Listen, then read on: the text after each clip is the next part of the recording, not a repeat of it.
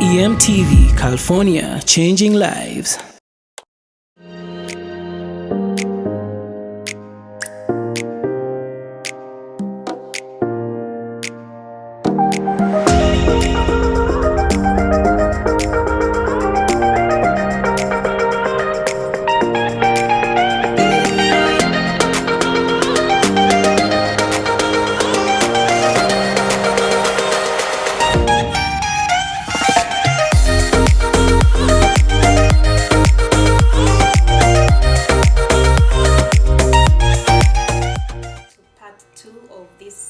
Story of Mwami Alex Lubega. Mukulikeyo bannaffe tubadde tufunamu orendo ramazi ne guest wangono abatulaba mwenna from Dubai, Europe, Uganda. Mwebale nnyo. Continue subscribing to EM channel and we promise to deliver the best on diaspora insights. Kulikayo mu short break. Wow. Musubidde bana tulidde wane talk lyaffe. Tulidde akachere kaffe. Kibere kibadde kya mulembe nno. Naye temufa adinoza tujja bakoli akakolo nammwe nga ba viewer baffe ba subscriber baffe. Nammwe tubagabule. Naye tubadde wano ne tufunako ku lwendo kati tuli ku aposide mukalengera. Tugenda kulaba engeri gye tukagusa. Mpola mpola atenga bwe tuyongera akabozi kaffe. You know, wow. So kale tweyongereyo mpola mpola. Kati Alex, mu part 1 twakomyenga omaze okusoma, omaze okugraduatinga, kati ogenda kunoonya mirimu. Wow. Twagala otangazeemu okunoonya emirimu kuno kwakutambulira kutya biringa ebye Uganda nti oyina okubanga oyina gw'omanyi yewe kiba bwe kityo. Alex, kati gwe wano mu America ani gw'omanyi? Kyali kyangu wafunirawo omulimu tutangazeemuko. Okay. Really enjawulo wano weri wano mu America compared to bye Uganda wano of course mulimu gwonna oba wetaaga kubaako gw'omanyi naye wano tesiri so important. One I think it's more so kiki ky'omanyi skill set kigy'olina gy'osobola okupresenting olina asobola okuwa okolaki okuwa omulimu. Ate nekirala, how are you going to apply yourself? Ogenda kwe applying otya kugamba bajja ojja putting together resume yo ogende baku interviewing bolaba nga oli suitable candidate. You know bajja kuwa omulimu kitegera. So yenjawulo weeri nti Kampala bintu olina kuba atomanyi gundi ategende wagundi ategera no. Wana enjawulo Mukama Katonda bwa Mukama Katonda wano Mukama Katonda bw'aba alinaawo wano I think ekyo kisinga obukulu. So bwe namala okugraduatinga ana interviewing emirimu gyalinga ng'ebiri oba esatu Southern California Edison LDWP oba Los Angeles Department of Water and Power. Waliwo ne company ndala ng'eri based out of state baali baagala ngende bakola mock interview wano ne baagala ngende ate for second interview naye bwe nayogera ne supervisor ne advisor wange ku university yakolerako Southern California Edison nakolerako ne LDW nangamba naye Alex amanyi essira liteeke nnyo ku LDWP because tojja kumanya na pressure. Was the LDWP chichi? LDWP kitegeeza Los Angeles Department of Water and Power. Okay. Kati Department of Water ngabo olaba Ministry of Works in Uganda, Ministry of Finance, Ministry of Agriculture. Wano omukisa gwe tulina nti wano ebibuga biba by'amaanyi nnyo nti buli kibuga kiba ne departments ezo oba gye tuyita ministries. Okitegera naye Los Angeles engeri gyeri ennene oba ekibuga I think mu ggwanga lya America I think oba it's a second biggest tunayita municipality kubanga Los Angeles is a city itself but it's also a county okitegera. But in terms of okuba nti publicly owned government entity yamanyi providing amasannyalaze n'amazzi Los Angeles City ndoza yakubiri mu America monna. Mpozi wasoma engineering. Yes. Ngoina college ki?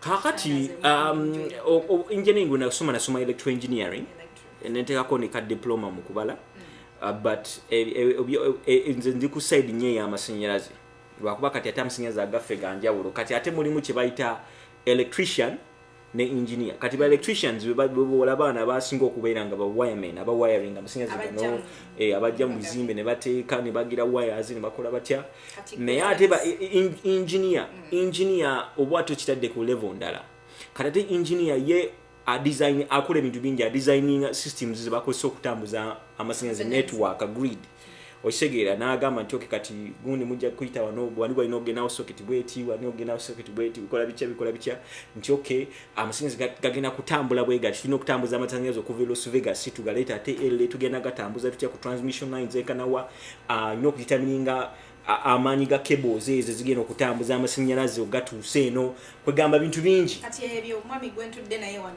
byokola yes ndi mu line eyo ndi mu line eyo naye nina ate nange wenkola kiwenkoma kubanga ffennaffe mu ba engineers by electrical engineers tulina departments zanjawulo tulina ba designers tulina ba testers tulina aba maintaining tulina aba operating tulina aba coordinating ne chirita energy control center ye maninga systems za fezo neza amasannyalaze tulina mu city of LA yegamba nti kati abali mu Vanaizu wano oba ali North Ridge oba ali eno waggulu mpaka oyima tugenda ba amasannyalaze bwe gati abali wali bagenda bwe ate nabo batunda ne batunda amasannyalaze wa kitegeera so kati nze wonangwawo okitegeera wonangwawo emirimu gyange gyonna kubanga nze designinga maintaininga operatinga and testinga so naye kyenaliise nja kiyitanga predominantly ndi field engineer okitegeera but field engineer tukola ebyo byonna okudesigninga a system okuva from the ground up lwakuba ndi more involved mu ebya computers we have what we call a human interface machine where you mu kifo kyogenda okuteeka kusituka ogenda okuoperatinga socket breaker nedda okuteekako socket breaker ettaala lino lyake osobola ogenda ku simu yo n'ogamba okay kangulizigulewo app ngire bwe nti ogenda okuyingira mu nyuma amasannyalaze kwekali kati ffe tuli mu background eyo designing ebyo obuntu bwe butyo obwo naye predominantly tunira computer graphics nobeera notula ku computer mfo kyogenda okugula circuit breaker egenda oku isolating a line emu kati ng'ey'amasannyalaze ogenda ku computer n'ogigulawo no designing n'ogulawo breaker ne isolating n'ogira byonna okay kati ebyo tubitegedde engineer byakola kati tuddeyo kemabega oyingira otya ofuna otya omulimu obadde okyali wali okay kati awo bwe namaliza okusoma nga bwe ngambye advisor wange yaŋŋamba nga maze okuinterviewing awo wonna yaŋŋamba nti genda kuteekako DWP essira ogendeyo make sure nti osobola okuyingirayo because bw'onooyingirayo first of all job security it's not a private company it's more of a public so job security is really good number two there is not too much pressure per se to that okay yeah you have to meet this you have to meet taking up private of course the pressure is there but it's not too much pressure in the sense nti supervisors oba bali ku mulimu they give you an opportune time to be able to learn as much as you can ask without having that applied pressure sometimes if you're in that applied pressure sometimes things bali badde bakuyigiriza oyeninga apo nga tebakoze eki tebabikuyigiriza so esira nendisa ku LWP but yes we applied basooka ne bajja ne bakola on campus interview ku ssomero ne tugikola I scored highly mukama nansasira then leka kati abo twavaawo ne batuyita for second interviews ne tugenda nakola actually interviews nga 5 within the WP1 departments ezenjawulo ziba zaagala abapya naddala kati abaakava mu masomero baba balungi nnyo okuhiringa because they're fresh they're bocha they want to learn they want to start doing work and stuff like that so yeah so that interview je nakole jensubira nti ya opening a door twali abantu banja vinya ba engineers nga 10 ngabagala ko ba mechanical engineers ana bagala ko ba electrical engineers nkaga so they ended up hiring 20 mechanical engineers and 40 electrical engineers and I was among those people yeah awo nentandika okukola pola ebintu ebisinga wano oberi emirimu nga we tubimanyi bibeerako okubeera ne 5 years experience 3 years experience kati goyingira otya nga toyina experience kakati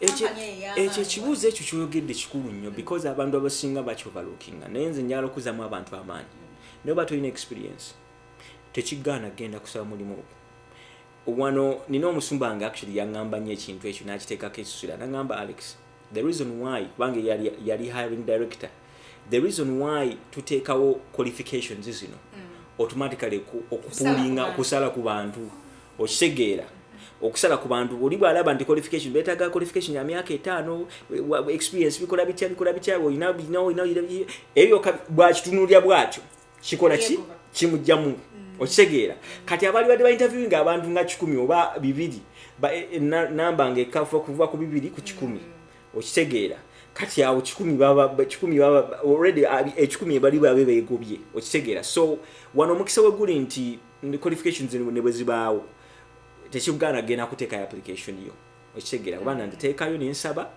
ne bangamba nenga toyina experience bagamba naye but the seen experience but I'm willing to learn bwe masobola okwachivinga nensoma degree yange ngituusa ku kitegeeza nti bwoba kino ekintu kyombadde nsobola okukikola ate nina bwe kiba emisomo gye tusoma ebiseera ebisinga okujjako ng'oli mu misomo gya mikono bw'obanga bakanika mmotoka okitegeera ebintu by'osomye ng'obikosa mikono ebiseera ebisinga obikosa ne bw'oyingira mu field eyo naye ebintu bye tusomye ebisinga bw'otunya okusoma kwaffe okusinga kuba mu theory kati concept za theory zonna bw'otuuka actually ku mulimu you apply like maybe 10% of it okujjako ng'oli mu field yakolesa mikono so literally bwe balaba nti omuntu asomye n'amala emyaka 4 n'afuna bachelor's degree mu engineering oba ki that means asobola okukola ki asobola okukola emulimu gonna gwe tusobola okumutraininga most of the jobs that we do now they're what you call on the job training that's where you get your experience that's where you get your exposure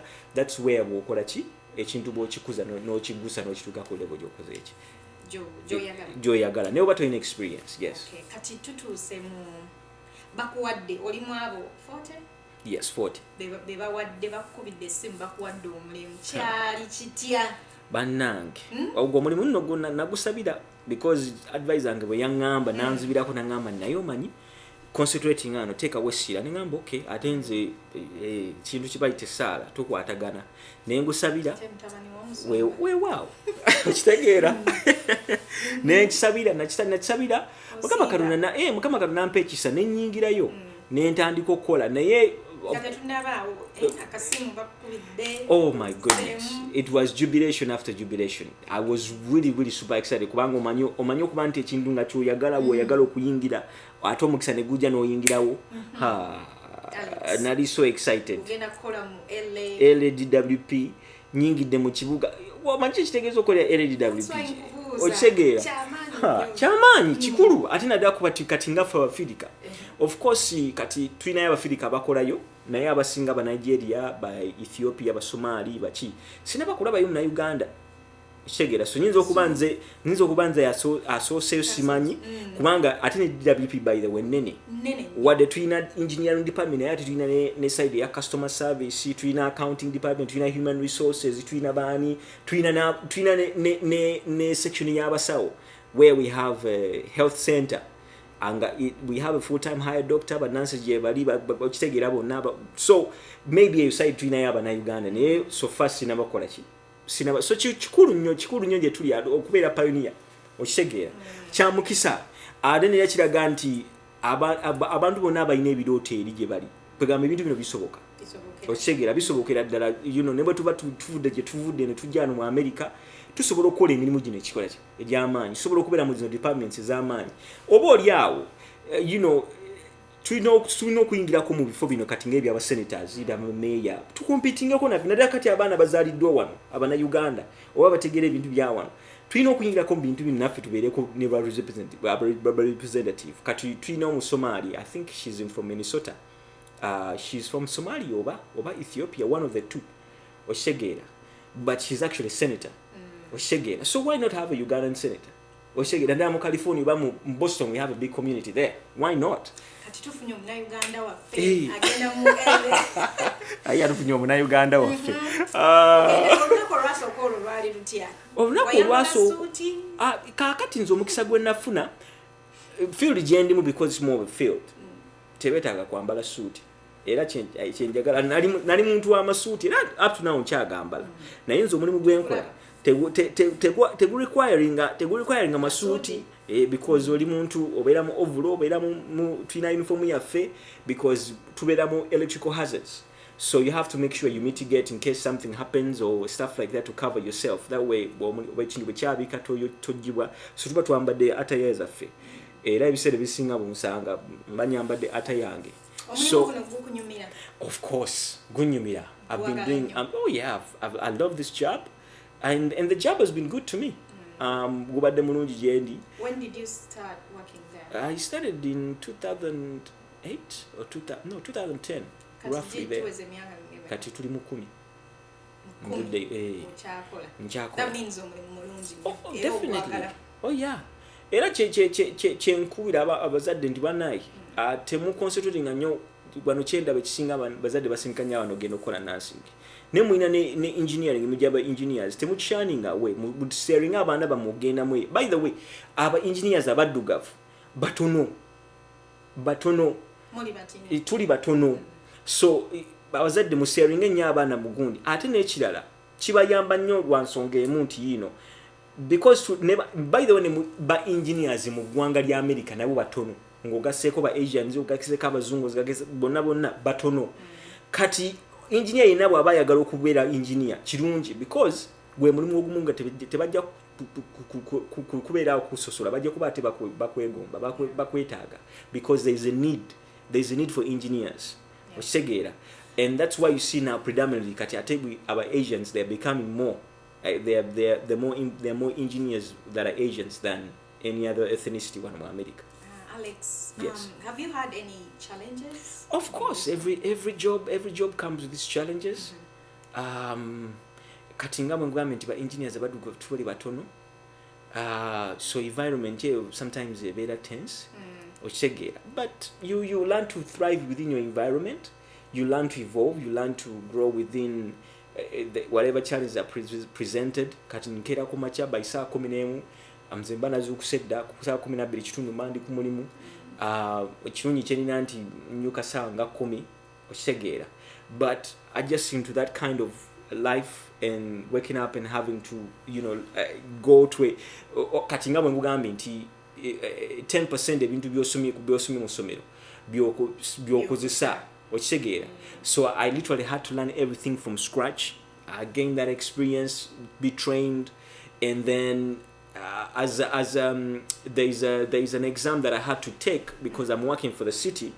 There's an exam that I had to take. That was also another big challenge. They let you go. That's by the way the other different thing. And abazadde bona bagala abana bakubeera ba engineers nga bagala kukolera government. Waliwo ekibuuzo ky'olina okukola bakiyita EIT, engineering training. Waliwo n'ekirala kye bayita professional engineers if you really want to go that level. But omuntu yenna omwana ng'agenda mu line eyo kati nali nazuula luvannyuma senga nazuula nakitegeera nti tukyetaaga nga ngenda kukolera department of order naali kikoze nga nkyali mu ssomero because obukyali mu mudu ya bitabo kati ate kati oba olina okusoma ova ku mulimu olina okusoma ate ogenda okikole kyantwaliramu ebbanga naye nakikola mukama nansaasira nenkiyita. So okusomesa kubeeramu nga bw'oyingira mu environment eyo ng'okugamba otegeera ebintu bwe bina okutambula bikola bitya and all that stuff. Yes. Okay. Oyina regrets z'olina nti oba nandibadde nkola oba nsoma birala? Yes. Mulimu ebintu ebimu kati byendaba oluvannyuma ennyo ate ne ngamba maybe nandibadde mbikola. Like for example architectural engineer. Njagala nnyo ba architect oba ne ba interior designers. I love those things. Era bwe mba nziramu emabega ne ngamba naalyagadde nnyo okukola okugendako ndowooza mu side eyo. In fact, I almost did. When I was almost finishing, I thought of doing a double major in engineering and architectural engineering as well. Yeah, but I thought about it. I was like, when I yongera nenjikola nyinza obutayingira kukola ki kufuna mulimu guno ate gwanga opportunity yaliwo. So then nkisalako nengamba kankite mpozi n'ekintu ekirala kyensobola okukuutira abazadde njagala nnyo bwe senga nali njagala nali nsobola nalikoze nnyo ku mirimu egy'emikono kati for example njogedde ku ba electricians njogedde ku ba plumbers emirimu egyo tuginyooma naye emikulu aba AC maintenance abakola AC systems mu bizimbe mu supermarkets mu biki ebyo nabyo biriko kwegamba bintu birungi okitegeera ate ekirala ekimu kyabyo nti tebyetaaga kusoma kiri awo kinene nnyo okitegeera so program ezo course iri short naye bw'oba okikoze n'obitegeera no developing a skill set you can even start your own company, they are really rewarding kati direction nali yagaddeko ogigendamu senga nali kwegamba era neera kati ebyo bintu ebimu by'olugamba olina okuba nga olina career guidance okutulako n'omuntu wansi n'akubuulira okitegeera so naye sejjusa wadde okay saabikola I'm glad I took the path that I took and I'm thankful for the path that so far where I am. Obviously, of course, because my job is really good. The benefit packages are really good.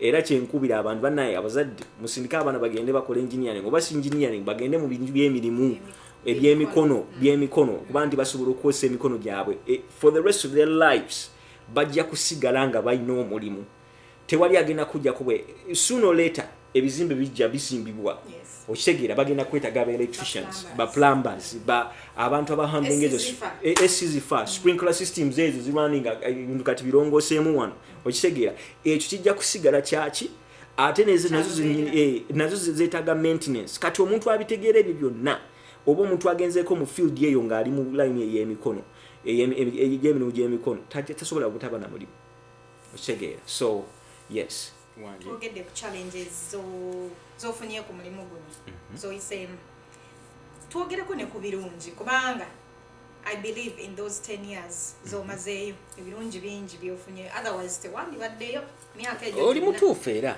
kubanga era omanyi abantu abasinga kiba overlooking ku mulimu mirembe not necessarily mirembe gikuteeka mukamba n'obeerawo ng'olinganga ekimonde ekibobedde bulungi kiri ready okuliibwa nedda but comfort where you're okay. You don't have to be absolutely 100% okay, but you're okay with what you're doing. You love it. You thrive in it. When you wake up in the morning, you don't even hesitate. You can go to it, even when you feel like, okay, you know what, I've rent my miles and I feel like, but you can still go on. You can still go the extra mile. I think being benefiting from there is job security, of course. That's one of them. That I can say I'm set as long as I decide to stay there for as long as I want to. Ekyo kyebaliza mukama tewali basobola nti bagobye nti oba bakusazeeko no ekyo gyekiri. Of course it can happen, but I don't expect it to happen in the near future. So that's one thing I really thank God for. Then of course omulimu gunzikiriza okukola okukola byenjagala okukola. Nsobola okugenda ku vacations zange, nsobola okubeerawo nga nze omuntu. Alex naye agenda ku vacation. Leka naawe. Ate ffe tuliye kubula omuntu n'akolanga engineer omulanga atagenda ku vacation. Okitegeera oti. So hadi munaye wayina okugenda ku vacation n'owumulako naye ati ka vacation ako expenses zino okubeera nga rolled mu somewhere okitegeera. Of course okubeerawo ng'osurvivinga n'okola ebintu byokola. Olina okusasula w'osula olaka motoka teeka amafuta mu motoka kulya kunywa kwambala okitegeera akasente kalungi you okay you good okitegeera. Also too ebintu ebirala kati nga health benefits, like right now a lot of people are struggling for health benefits, but I thank God my job allows a flexibility to have those benefits where I don't have to worry my health insurance, my dental care and all these other stuff. Exactly. So the benefits are there. Networks with other people and all that stuff, and also to be able having the flexibility to go back home and spend a longer time there and do things that I think now that I'm doing. I think that's one of the most important part of aspect of it. I feel like whenever I go home nganzizeyere waffe kyaddondo siba mu bwangu si mtuga duka ate ko maonedda. I take my time But the only problem is the more I go back there, I tell you, you know, find out or could then I tell you watch Segera. But that's a conversation for whole another whole segment altogether. Okay. So the fact that I have that flexibility to be able to you know, ultimately I think that's everyone's desire, to have that flexibility, that, and also to, I've been fortunate enough, my supervisor, you know, he's an incredible guy. You know, I don't think he has ever said no, or when he says no, there is an alternative, a better alternative that he has, you know, to certain things. And he's been instrumental in you know, developing my career and just, you know, helping me to get to the point where I am. So he's almost retiring, but you know what, I'm glad that I've spent the amount of years with him and the time with him, and you know, just experiencing that entire journey. Kubanga okubera ku mulimu naye nga akuli waggulu, akuli kunninga, ate nakyo ekyo kikola ki, kwegamba omulimu ne bwe guba mulungi kigukutamya, kisegera kikustressinga. So I've been fortunate enough to, of course, yeah, temubeeramu buno ne buli, but you overlook those and you're like, okay, you know what, I'm not going to let that stop me, I'll continue doing my job. So ojjukira nakugambye nti onyumye olabika bulungi, okikakasa nkubidde ka t-shirt leka naawe naye waliwo kyesitakutegeera kakyaka akantu like, kano, are you advertising something? Yeah. Abana abambala t-shirt eziriko Coca-Cola, T-Mobile. I never tulinayo ka drink ketu advertising akaliyo kabagi bakaita Operation One Project, ndoza nyemba letereko sample okisegeera ka energy drink ka muzamanya akagira nedda nsaga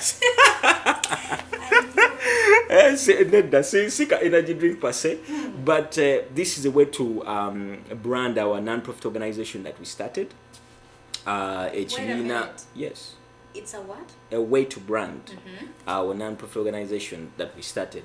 Like EMTV na ina t-shirts zayo na dinzira byekulu akuba manager simanyi, he's been overlooking me tanaba kumpa t-shirt yange owetegera. So it's an avenue for us to brand a non-profit organization that we started to be able to make a difference, you know, in the lives of kids. We're doing some projects here in the US. I'm one of the pioneers. Ninayo no, I think umwami omulala bali abami actually basatu ba pioneers abagitandika, but nze main face, Alex Semwanga, Dennis Senyonjo ne omwami wala bamwita Peter Sekizivu abera Canada. You know, betukolagana nabo naye okusinga nze ntambuza ekintu, because for them they're a little bit more I guess, you know, passive leaders. They said, hey, we'll let you do what you have to do, and we'll you know, come to us for advice and stuff like that. But they were instrumental, especially nga tuli initial stages, registering, brainstorming out what the first project that we're going to do and all that stuff, how we're going to find funding and all that. Operation One Project. Yes. Very good question. Operation One Project, ngabo wuza chechi. In a nutshell, chibina, or it's an organization. It's a non-profit organization. Njawulo weri nti ebintu byetukola tetubisuubira kukuza magoba in terms of money, though we try to operate it on a concept of a business, because as much as we are not profit oriented per se, but we have to operate our structures as a business oriented structure, systems and all that. It's a foundation based here, registered here in the US, and it's also a foundation registered in Uganda as well. Most of the work that we do is in Uganda, and our main cause is to help kids. Now, why Operation One Project?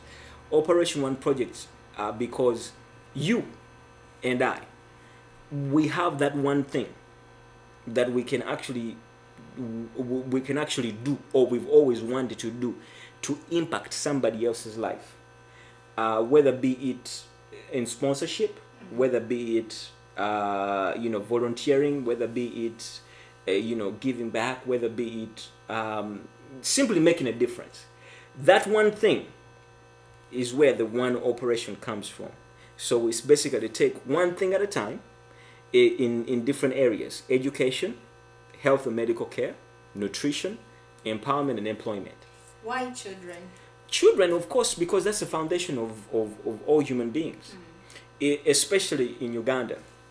And the reason why I say it's a foundation of all human beings if you do not build the foundation properly or set it up well, then guess what? Whatever you're building on the top is going to come down crumbling. Right. And so when we go to Africa, it's also here too, by the way. But when you go to Africa, there are so many challenges that the kids, face. And so I believe if you're able to provide good quality, a good quality services in terms of education, in terms of health and medical care, nutrition, making sure they've eaten right, and that plays a big role. You empower them and you equip them to be contributors to our country at large.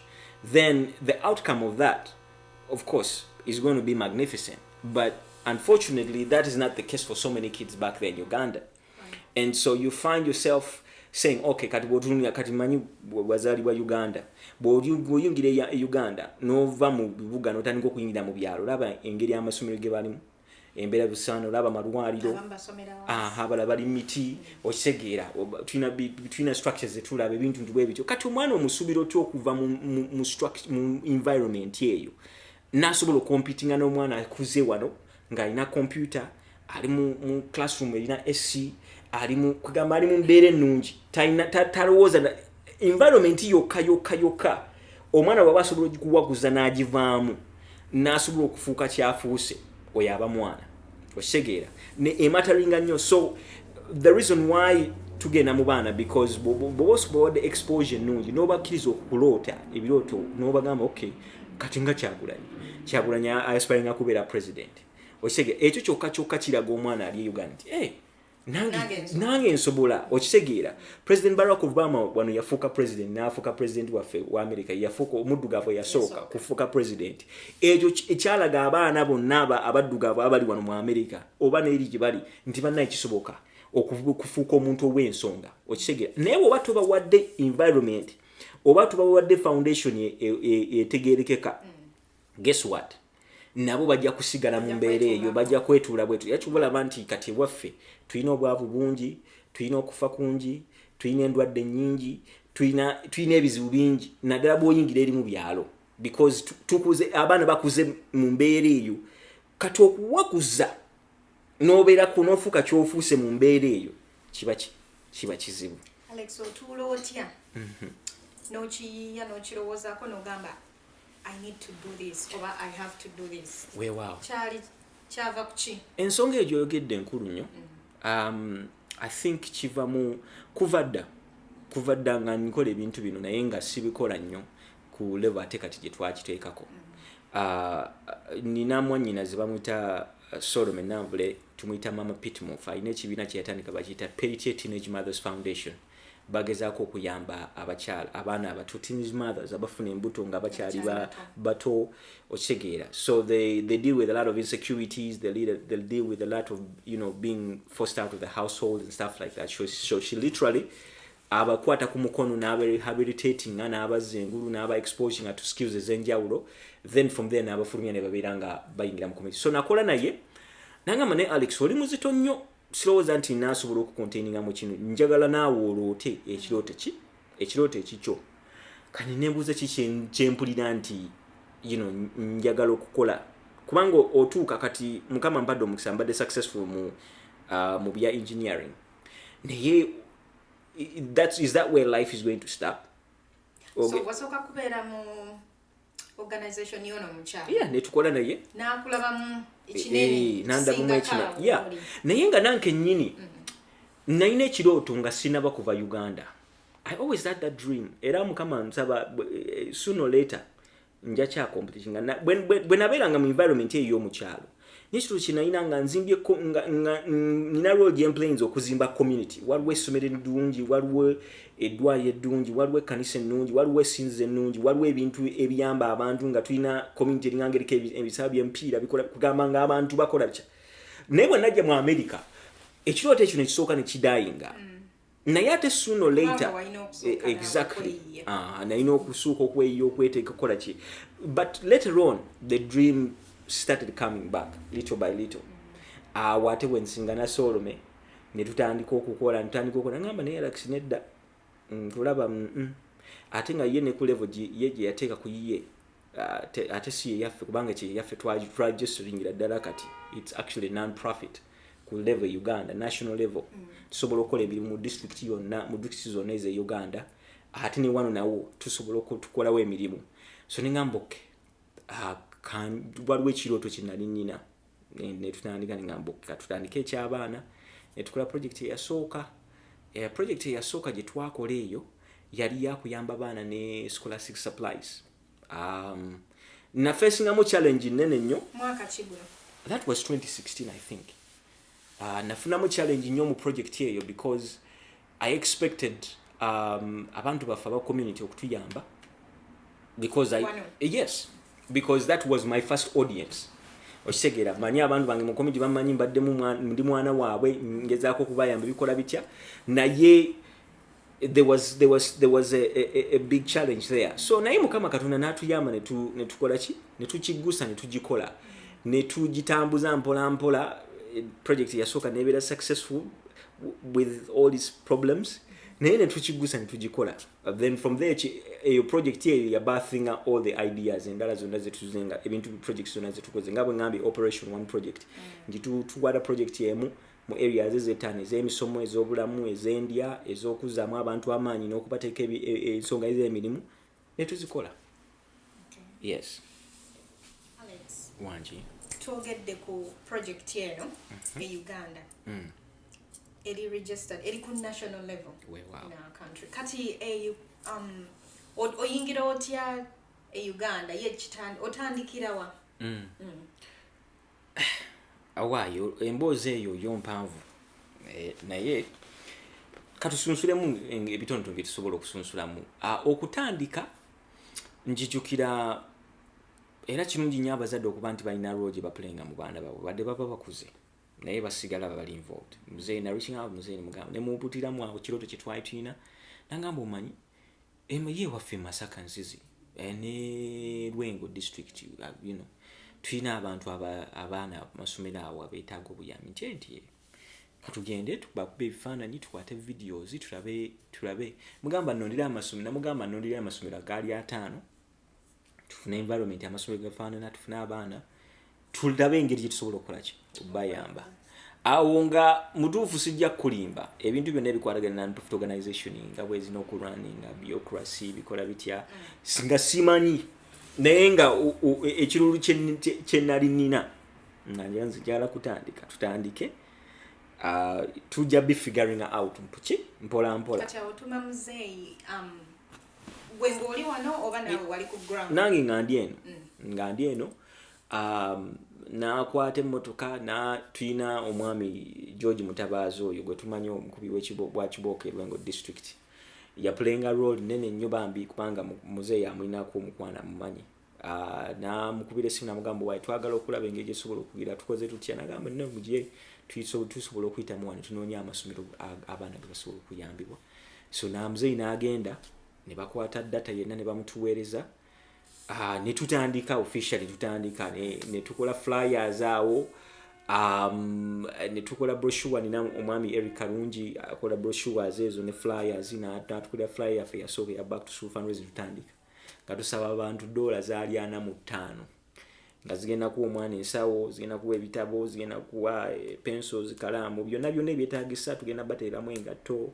stockings tugenda kugula reusable sanitary pads ez'abawala ebintu ebyo byonna nga tugenda bibikola Uganda ekibiina ekyo mulina wemuli station nti kati tugenda kukola ku Masaka oba mukola ku districts zonna nga bwe ngamba ekibiina kitwagiseringa kiri ku national level ate nzikiriza nti bw'oba olina omukisa okukwata ku bantu abali mu bitundu ebyasobola era kyekirooto kibwe kyali nti tugenda kwelimitinga mu kifo kimu nti nedda tugenda kuoparinga wonna right now actually Uganda tetuyina tuli mu process tubadde tukugezaako gikola ku office yaffe eri wansi eri ku Channel Street naye obuzibu covid yayingira twali tutandise okukola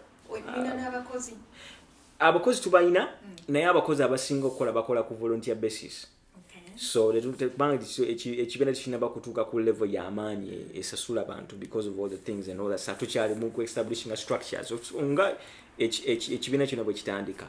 Era mutuufu ekyo kye neebaliza Mukama Katonda nti abantu bonna betukola nabo, everybody's doing their job, including myself, on a volunteer basis. Nobody's being paid. But because we have a thirst, we have a hunger to just simply make a difference. So what have been the great resources behind or along this way?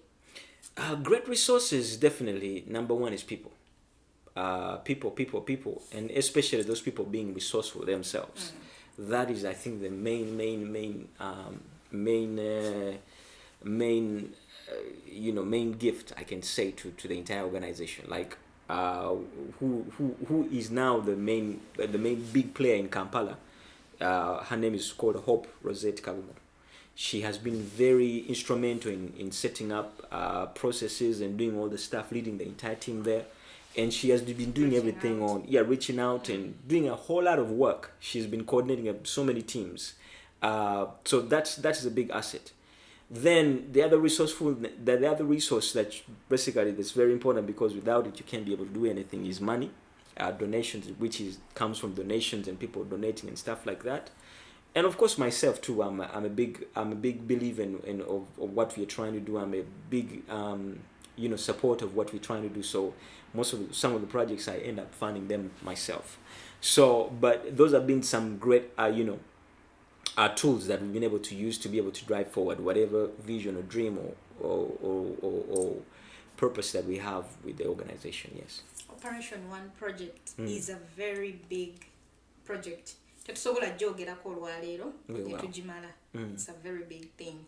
So tugenda kuyitako buyisi kungulu. Okay. I will invite you some other time whenever okkiriza. Wow. Tugyogereko in depth. Tekina tabu. Nja kwesunga nnyo okudda kubanga tulina ebintu bingi bye tukola. Ng'ekibiina ng'organization. Ate mu community yaffe tulina abantu bangi abalina specialities ez'enjawulo. Betwaliyagadde naffe bayimire naffe. Ne bwe tebatuwadde ssente. I know it's a big important thing, but they can bring their skill sets, they can bring their resourcefulness, they can contribute through volunteering, especially wabazeeyo Uganda. Tusobola okukolagana nabo ne tuyambagana mu ngeri emu bwenda nga bwe ngambye tuli mu by'emisomo, tulina abasomesa wano, tuli mu by'obulamu, tulina aba nurses, ba doctors, abantu abali mu public health, baki ebyo byonna, tulina ebyendya, tulina ba nutritionist wana abali mu ebyo, tulina aba inspiration speakers basobola okugenda mu meeting abandi boogera nabo ne bazaamu amaanyi. Of course, tulina aba career guidance preparers and all that stuff abasobola okugayaringa abaana nti okay kati osobola oyagala kukola ki kugamba avenues zonna tukola ki tuzeetaaga. So I definitely look forward to that conversation, and I'll be super boka oba muina ne gone ndala like ng'abakyala. Okay. Abalina sirimu like kakati nga bwe njogedde ku ngami nti twatandika n'abaana ate oluvannyuma nnyo tugenda okuzuula nti abakyala bano bali very faithful mu bibiina bino bwe mutandika programu ezikola ki ezikwata ku bulamu bwabwe. Ate ekirala bwe muba mukola emirimu gino abakyala bano bajjumbira nnyo, era bw'olaba ttiimu yaffe Uganda abantu abasinga okujjumbira abakyala. So ne tutandika okuintroducinga areas engeri gyesobola okutaakingamu obulamu bw'abaana bw'abakyala. Tulina projects zetulayinze up omwaka ogujja kubanga main tuba tuconsideringa nnyo ku baana, naye tulina projects obutonotono bwe tuba tukola obutakwata ku bulamu bwabwe but ng'abakyala, naye tugenda kweyongera okutuniramu essira mu mwaka ogujja tulabe nga esobola okwongera okuzimba profile, okuzimba activities endala, naye nga main tuba tukola nnyo ku baana. Yes. Alex, what keeps you motivated to keep doing what you're doing? What keeps me motivated to keep doing what we're doing is the people that we touch and they themselves end up touching us, or the people that we impact and they themselves end up touching us. I think it's a two-way traffic. People think that, the things that we do tubikolera abantu abo, naye ate n'abantu abo tubakolera bye tubakoledde waliwo ate naffe kyekikola ki ekitukwatako ne tubuulira nga tulina okweyongerayo. So kati bw'ogenda n'osanga omwana abadde tasoma abadde talina ndya nnungi abadde talabirirwa bulungi n'omujja gy'omujje n'ayingira essomero n'atandika okusoma n'atandika okukola ku luzungu n'akwata ku nsawo n'ayambala ku ngatto n'ayambala ku socks n'ayambala ku uniform n'afuna ku bitabo n'afuna ekkalaamu n'atandika okulaba kwegamba ng'omulaba musanyufu akira ku makya n'ajja mu ssomero ekyo kyokka naawe ng'omuntu kikuwa amaanyi kikuzaamu amaanyi n'ogamba omanyi nanka neeyongera kubanga olaba omuntu bwakutteko wamusanze talina kyali naye kati ate afuuse ensonga atandise okweyagala kugamba musanyufu abaana bangi eyo nina stories nyingi nnyo zinsobola okubuulirako naye mukama katonda nga atuwadde omukisa bwe tunaaba tukoze segment endala tujja kweyongera obigenamu naye for example tulina omwana gwe twasanga mu medical camp yaffe tukwakola nga tumaze medical camp olunaku olwokubiri tudda ku woteeri omwana n'atusalako nali ne operations manager wa For Your Hope n'atuyita mu makati twali tutambula tudda bwetu tugenda n'atuyita mu makati bw'ati nga yetisse entamu ye y'akasooli eyokya omuko gwe ne gutukuba bwe guti kiro ssaawa 2 olwo atambudde almost miles nga 10 okuva eka agenda mu katale ekiro okutunda kasooli oyo kasooli omutokoso oyo okitegeera kubanga maama gw'omulimu gwakola ki bafune kasente hope nangamba Alex obukiwulidde ekyo nemugamba nkiwulidde ki kituyiseeko ekyo nalaba omwana wuuyo yetisse entamu etumuyimiriza bwe twatandikira emboozi ogenda okuzuula mwana atubuulidde kati omwana ali mu programu yaffe ate mugezi ali mu programu yaffe tumusponsoringa tusobola school fees babeereyo nga bagezi naye nga tebalina muntu akola ki okitegeera ate gye weeyongera okukola emirimu gino okugamba n'abaana bano mubafunako access kati nkugambe bwe twali tugenze mu medical camp kujjanjaba abantu twali tumanyi tewali n'omu yali yeetegese nti tujja sinkana omwana oyo naye omwana oyo in fact olunaku lwali lwakubiri kiro emirimu giwedde egy'emisana tudda ku wooteri kuwummula nga bw'obimanyi omwana n'atusanga naffe ne tumusanga awo story netandika era twamukolako omwana oyo tulina ka segment etwamukolako the Maze Boy series etwamukolako okusinza bwe twamusanga netumuyita nemugamba following the jangu tugenda kuba tugaba engoye tugenda kuba tugira ki naye nemugamba hope nti okay tunabagaba soko setting ebyamwana ebizze ebbali ye tujja bimuwa tumukoleko ne segment awo tutandikira okitegeera okumukwatako okumutereeza okumudaabiriza okumugamba nti okay kati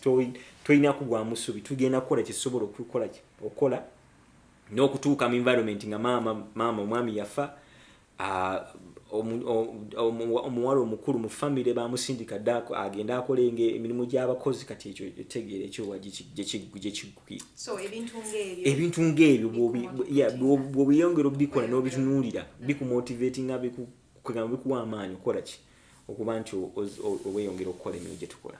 Alex, yes, tosobola kungamba nti okola okuva Monday paka Sunday era omuntu yenna yenna abeera n'obulamu bwe obw'okuwummulamu weewaawo. How do you plan for your rest, self-care, vacation?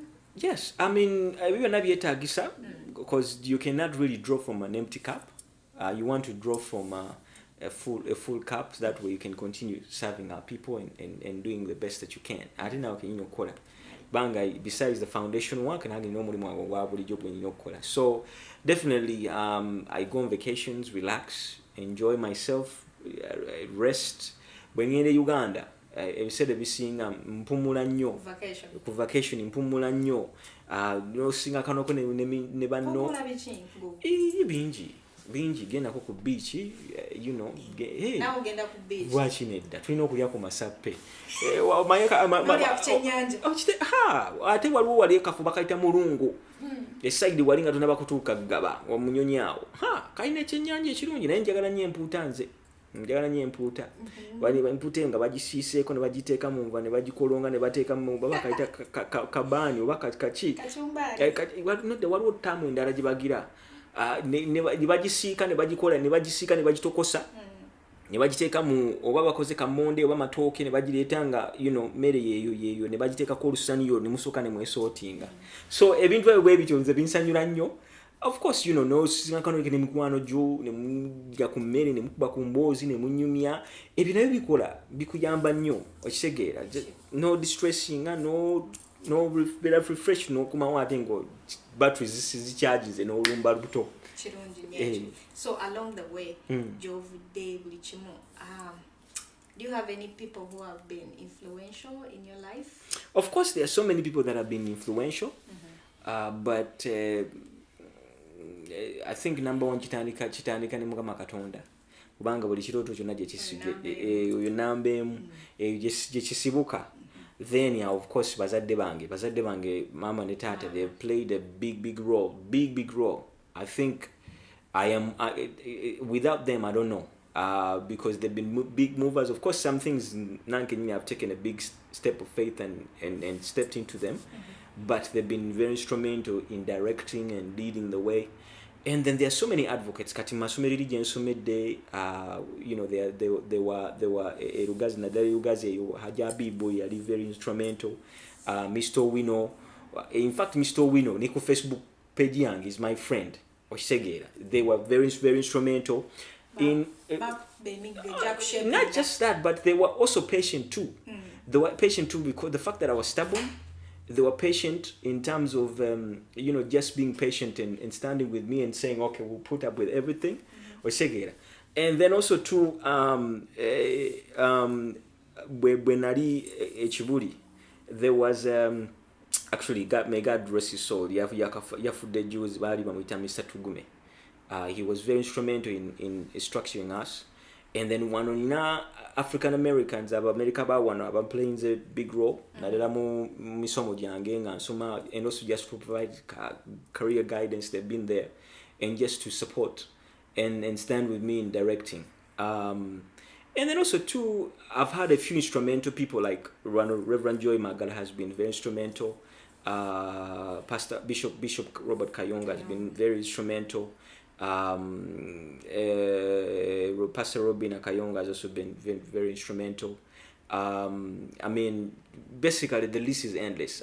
My own peers too, they've been very supportive in the projects that we've been doing. Like literally, I have some people on my speed dial, and not just here in California, outside of California, that I can literally just call up and say, hey, you know what, I need help. And they jump in and say, hey, what do you need? How can we help? And stuff like that. So, of course, I talked about Solome. I talked about our team back in Uganda. Man, those guys are doing an incredible job. I said everything. Bw'okola project ati nga ffe gye tukola abantu abasinga babuuza exactly babuuza what is in it for me okitegeera, but for them they've been basically going all out and doing what they've needed to do and taking care of business and doing everything.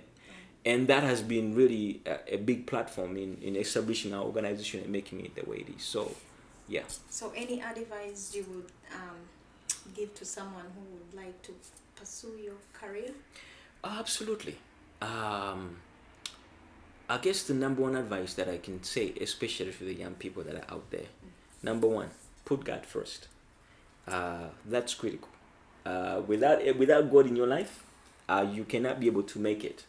Of course you can, but the struggles are going to be many. So number one, I think you have to put God first. Number two, believe in yourself. Believe in your dream, believe in what you want to be.